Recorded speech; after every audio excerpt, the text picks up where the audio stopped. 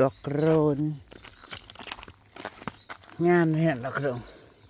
รอบนอกสีแดงปลายขาวข้างในใจขาว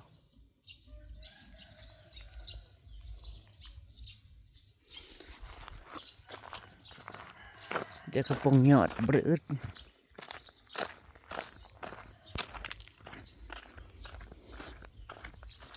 เพราะอย่างนี้ปลูกแต่แค่สาวๆดูเนาะ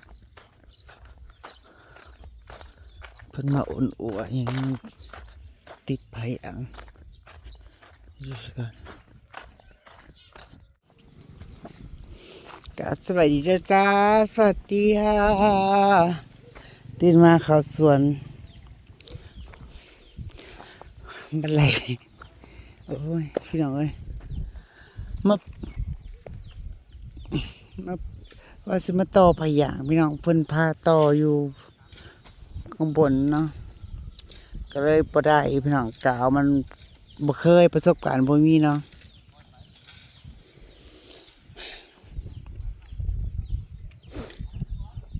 เราบอกให้มาจังสิลองปลูกเบิ่งนางจังสิลองปลูกในคลองเบิ่งแล้วจ้ะแล้วก็กาวลาดปลูกไปนำ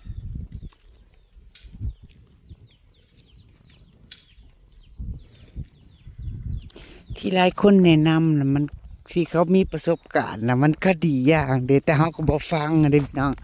เนาะว่าขอบมันนางความคิดของนางอยากมาเจือนนางก็คือแบบว่าคิดอีกมุมหนึ่งแล้วเมื่อก่อนเนาะก็คาดสิแบบว่าลาดปูนนะเทปูนขอบมันนะพี่น้องแต่ข้างล่างก็ปล่อยมันไว้แบบนี้นะก็คือว่ารัฐบาลพิพาทกับบรูนะพี่น้องแต่ว่าพื้นมันเป็นดินเหนียวมันเก็บน้ำได้ดนพี่น้องเก็บน้ำได้ดนอยู่เป็นอาทิตย์ก็บ่แห้งเนาะ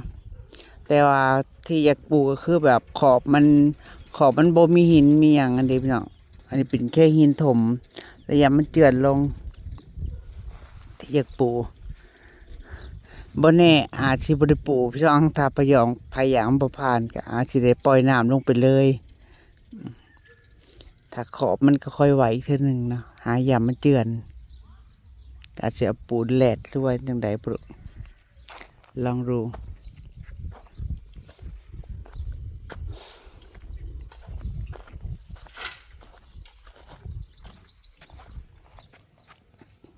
เรื่องห้องน้ำพี่น้องตรงนี้มันตื่นพากันถมแต่วานเนี่ยนะพากันถมแต่วานยังบ่แล้ว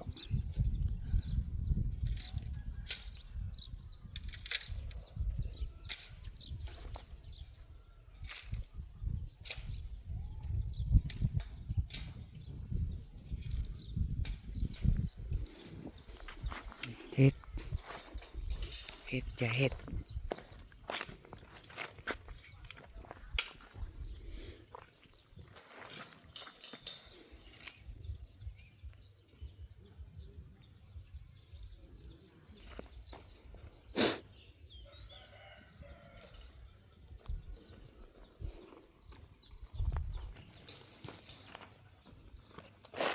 ดีตอนเช้าพี่น้องกำลังกายเช้า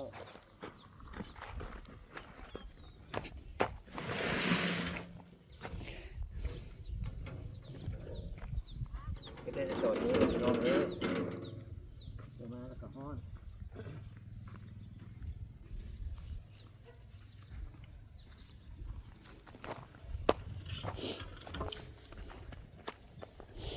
พอลงคุมก็บ่เหี่ยวน้องติด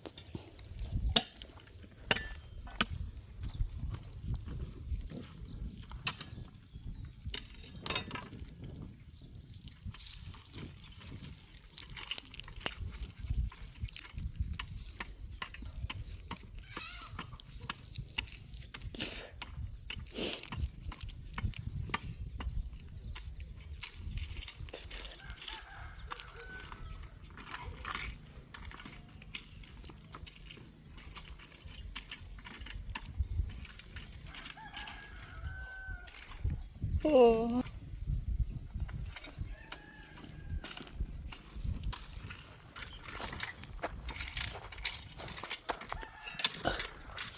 เป็นดินเหนียวเนาะดินเหนียวดิน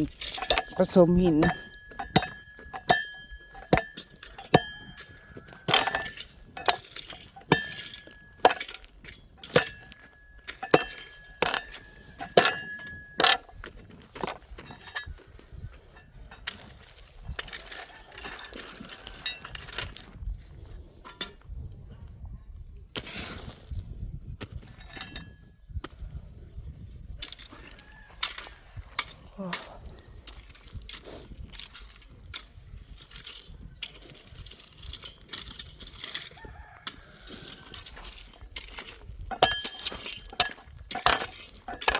ั่นน่ะกะมันแบบบ่แข็งแต่มันใช่เขาติดเขาใส่ความแห้งดันของน้ำทับกัน บางคนเขาเอาแม็กติด เอาแม็กมันหนีบหนีบหนีบหนีบ เห็นอยู่อันกระลับปืนนี่ พอเขาปล่อยลงคลองแล้วก็ เราเห็น แรง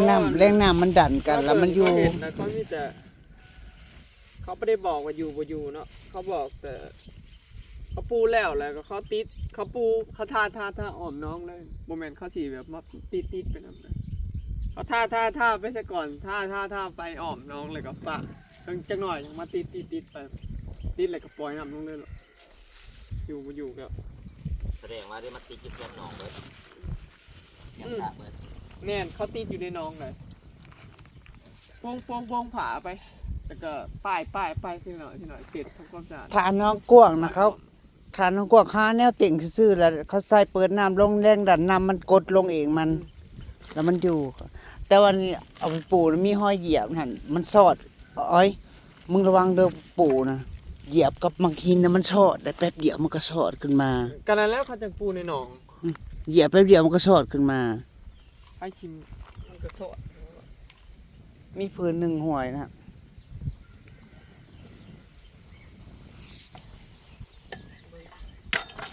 บ่ร้องก็บ่ฮู้ก็บ่โอ้ยพี่น้องเอ้ยนางก็เบิ่งอยู่ในคลิปน้องก็กวางๆนะเขาใส่แห้งดันน้ำมันทับเองมันก็บ่ต้องทากาว สำคลองเบาอ่อยมันกับบริญญากหรือคลองเจ้าของอะติ หม้อของจุ้งเจ้ามันก็เป็นม้วนไฟม้วนมันอยู่ แต่อันนี้เป็น มันสิได้นั่น เป็น รอยทับทางโค้ง มันเป็นกาวจูบกันซื่อๆมันบ่ได้เฮ็ดให้มันแข็ง อืม มันเฮ็ดให้จูบกันไว้ซื่อแล้วเขาเปิดน้ำแห้งดันน้ำน่ะทับไว้ เนียนแล้วเฮิงไปมันก็อันนั้นซื่อ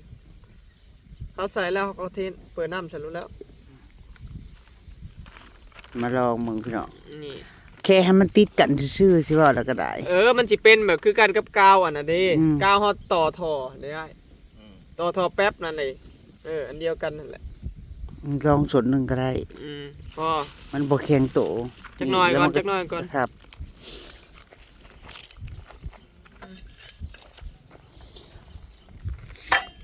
นางก็เบิ่งอยู่พี่น้องเบิ่งในบ่อกว้างบ่อใหญ่เนี่ยเวลาเขาเลื่อมผ่ากันทับ แล้วเขาหาแนวทับไว้ซื่อแล้วเขาเปิดน้ำลงแล้วแห้งดันน้ำมันสิกดทับเองมัน อันเดียวกับอันนั้นแล้วกันยังวะกาวจอดท่อแล้วอยู่ไปแล้วเครื่องเติบมันก็จะกิน เชื่อว่าอันนี้มันเฮ็ดให้แค่เหนียวซื่อๆกาวนี่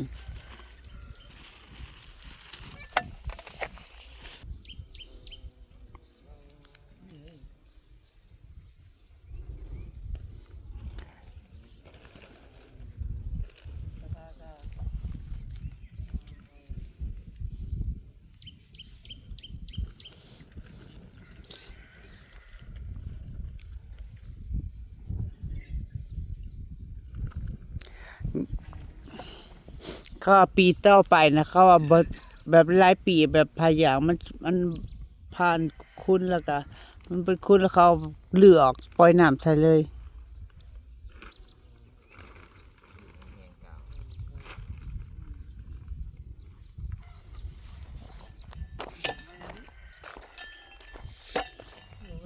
มันแค่เหนียวซื้อแล้วมันจูบกันไว้ ที่เป็นแบบคล้ายๆอย่ามาดึงมันได้แบบโคไม้คือติดไว้นั่นนี่แล้วหรอ ติดไว้ให้มันจูบกันไว้ซื้อ บันเท้าใส่น้ำเนาะเวลามึงน้ำมึงสิกดลงไปนั่นนี่ อืม กดลงไปนั่นนี่แล้วมันก็สิติดเลยเด้มันก็สิติดแบบนี้เลยข้างเลยแบบ ก็ไม่คือมันกดทับไว้นั่นนี่แล้วกาวมันก็แข็งขึ้นเรื่อยๆแข็งขึ้นเรื่อยๆนะไข่คืออันที่ว่าอะไรวะไข่คือกันกับอันนี่แหละเพราะว่าน้ำมันสิกดทับลงไปนั่นนี่เลย แม่น บ่มีบอลซึม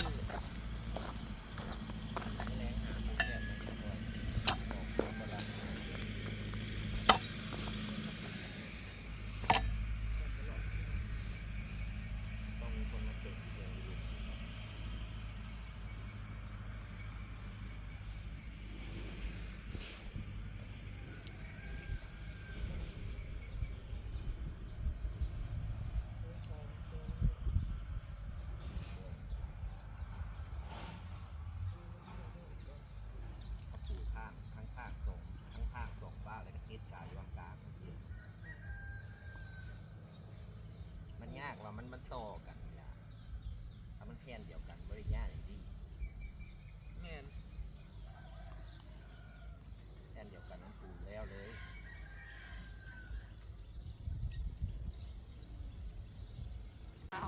เก็บเรียบร้อยเก็บเรียบร้อยหยัง อันปลามันใหญ่ ยายหยัง อยาก อยาก เก็บข้าวโพดคือไปแจกพี่น้องมีกี่เจ้าบางเขาสล็อตก่อนบ่นะ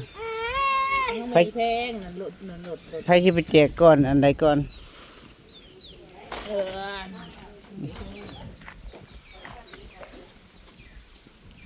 ใครที่แจกก่อนก็จัดไว้หายรถ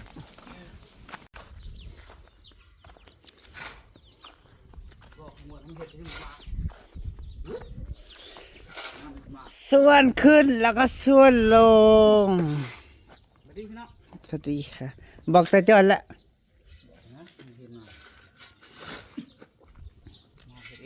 เตรียมเงินไว้แล้วเบิกแล้วบ่ของข่อยบอกให้ดึงลวดออกแล้วนะเบิกไปแล้วเลย มาเลย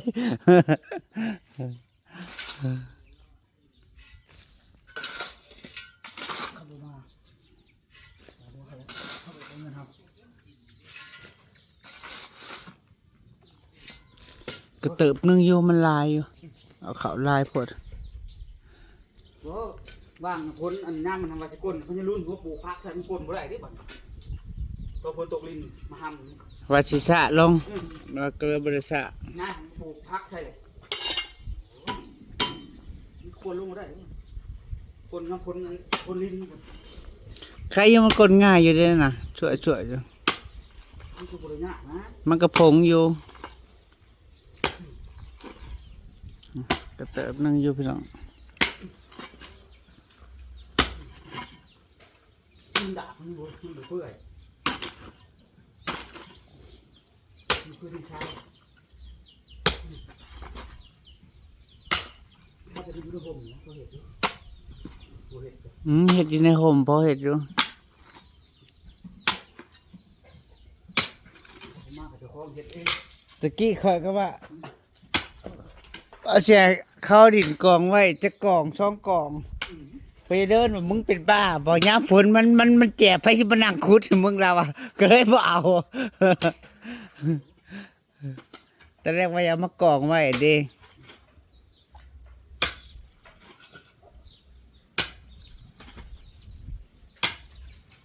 มันยังผงกันเนี่ย นี่ผง เป็นบวบมาหน้าในแตกเลยคือสุด ก็เป็นดินเดียวครับเป็นดินดากเชื่อแล้วก็ได้ ลายหดเลย ป้าดอันนี้ห้องโถงไม่พอบ่พี่ห้องโถงบ่ตัวนี้ทางนี้ห้องโถงตัวนี้ครัวอยู่นี่บ่เท่าไหร่ครัวทางนี้ห้องโถงทางหน้าห้องนอน2ห้องเนาะห้องนอนเจ้าของซะอ๋อนั่นก็ห้องนอนด้านนี้ห้องนอน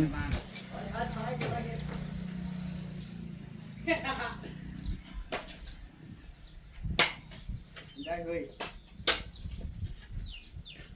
พักเยอะเลยเนาะเขาอยาก10 โมงเลยพัก3 โมงเขานะ เฮ็ด แต่ทำไมเขา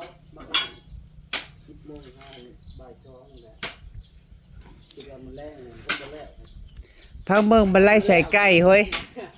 บันไลใส่ไก่ฉัน ประเภทมืออื่นกันแล้วเนี่ย ปูบ่ผ่าน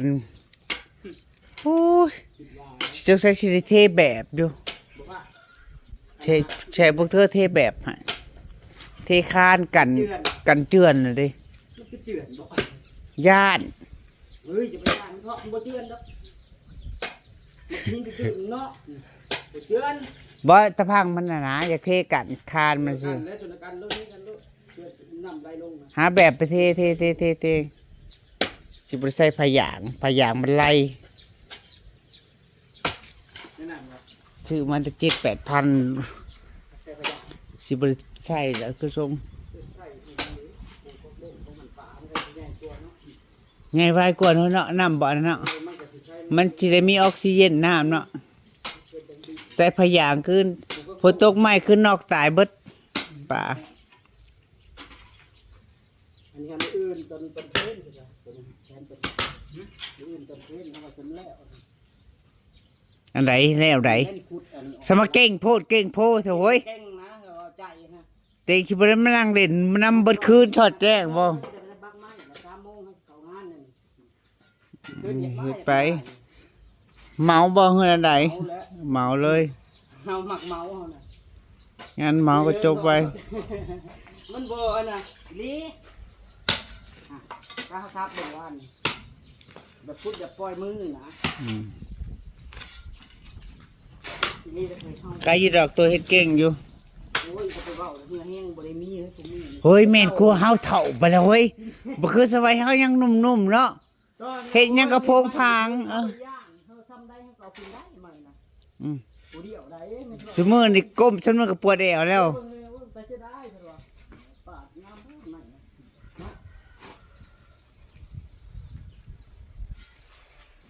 มันขับเลย เอออนาคตก็เข้าโรงเฮ้ยเอ้ยสิยากหยัง เขาก็เข้าเด้อนี่ก็เฮิงเติบเลยเฮิงนี้วางแผนแบบนี้ จะมุมใดคุณกระเติบหนึงอยู่ ข้าวมาย่างกับเพี้ยนอะไรเนาะจะปากเนาะปากได้นี่เอาที่ย้ายตัวไว้ทั้งหมดที่มึงลำบาก ใครผู้หนึงขุดผู้หนึงช่วยก็สิไว้เนาะพี่เนาะผู้หนึงขุดผู้หนึงช่วย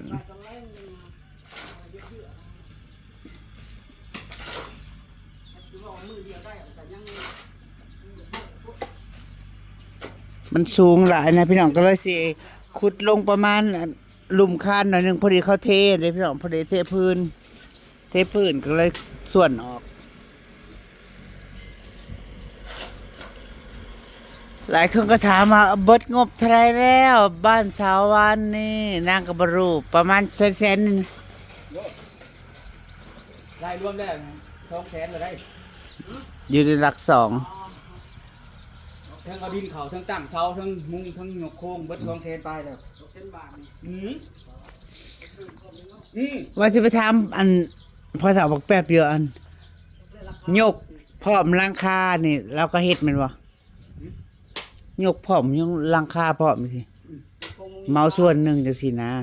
ยกโครงมุงหลังคาประมาณนี้นะ เสาละ เอาเขาเฮ็ดเขาคิดเป็นเสาแบบบ่เฮ้ยยกโครงมุงหลังคานี่เออ อยู่พุ่นว่าอยู่พุ่นเขาเฮ็ดนะเพราะเฮาน่ะเฮาก็ไปเราต้นละพันนี่ในงานมันถือครับบ่ไปถือตั้งเสาจะเบิ่งดู ไผ ลุงเลิน เออ นี่นะเราตั้งเสาถือ แต่ว่าเสาหนาเนาะอีกเนาะพี่ น่าสิหา เฮาใช้หนาเท่าไหร่ซะใหญ่กว่านี้ก็มีแม่นบ่ นี่น่า18เราเฮาจะน่า18 อืม เดี๋ยวมันใหญ่นะเฮ้ย ฮะ ทำนี่ได้งาม15นี่15เล่น พอดีเนาะ บ่ได้พลาดแล้วทำนี่แล้วจะเอาใหญ่น่า18มันนะ แต่ว่านา15ความสูงมันก็มีกว่านี้แม่นบ่ นี่เจ้าสั่งเลยนะเฮ็ดให้6 เมตรก็ได้ขอเขาเจ้าเขาเฮ็ดมาถึง6 เมตรก็เท่านั้น5 เมตร6 เมตร อันนี้จักแม่นน่ะ 4 เมตร โอ้ย5 เมตรก็พอแล้ว เท้า4 เมตรนึง 4 เมตรหางาม เจอ4 เมตร50ตัวจะได้ก็เจ้าช่างเขา เออ 5 เมตรหาแค่นั้นน่ะ อืม อยู่แบบไหน เออ เรา4 เมตร เท้า4 เมตรเขาได้ต่อ ยกพ่อมุงหลังคาที่จะไปถามอันพ่อถามว่าแป๊บก่อนพี่น้อง เขาจ้างกันซะ ว่าเท่าไหร่ ที่เสาตาม เขาคิดเป็นต้นๆไปน้อยเนาะใส่ร้อยเสาก็คิดร้อยต้นนะเนาะ เขาลายต่างหากได้เขาตั้งเขาพวกลายต่างหาก เออ เฮ้ยข้าพวกลายเขาต่างหากได้ เออ ใช่ผมจะเบิดลายบ่ บ่คอยแบบที่อยากเมาพอเถาแบบยกโค้งมุงหลังคาแบบเบิดเลยไม่เช็ดนี่ก็บอกกันอีกทีนึงเนาะ ทางนี้เรา เพราะว่าเฮ็ดทางหลังเงินมันบ่มีเด้คัดสิเมาให้ทางหลัง เอาเป็นช่วงๆไป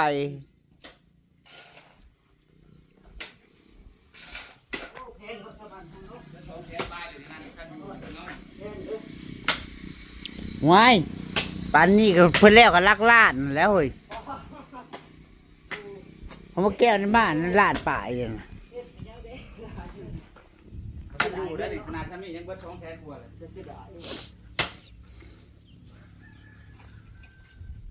เสียดายยังหัวจมก็เสียดายน้ำเด็ดนี่สิไปโป้เต่าบ่แบกไปสิ โอ้ยแล้วกันมันลายนี่ก็ว่าจ้างลูกเต่าจะจ้างเล่าหันนะ ฮะ เจ้าตัดใหม่เดี๋ยวแล้ว แล้ว สอบละ ฮะ ไล่เป็นสอบรถมันยังไงโบลักโบโลกเป็นยังไงไม่เจ้าเท่านั้นแหละท่านนะเขาบอกเอาคือเขาจะเอาว่าที่ สิเมาก็ไผนี่เฮ้ยเมาก็ไผนี่ ผู้เดียว ผู้เดียวบ่ มืออื่นแล้วอยู่ตอนแรกนะ ตัวจะพ่มเว้าไปก่อนเฮ็ดไปก่อนเฮ้ย เออ เฮ็ดผู้เดียวตาจ้อยบ่มาเฮ็ดน้ำบ่ เราบอกมาแล้วมันน้อยบริชวนเราหนึ่งมานะมันน้อยกว่าแล้วเดี๋ยวชวน มันหน่อยโหเติบหนึงเลยนี่คันว่ามันหน่อยนี่โอ้ยติ่งนี่ติ่งคอยยอมเลยเรามันหน่อยคันว่ามันหน่อย มันน้อยอันนี้ พี่นางจ๋ามันลาพาจากกระจาไปหากินข้าวกันจ้าสวัสดีค่ะ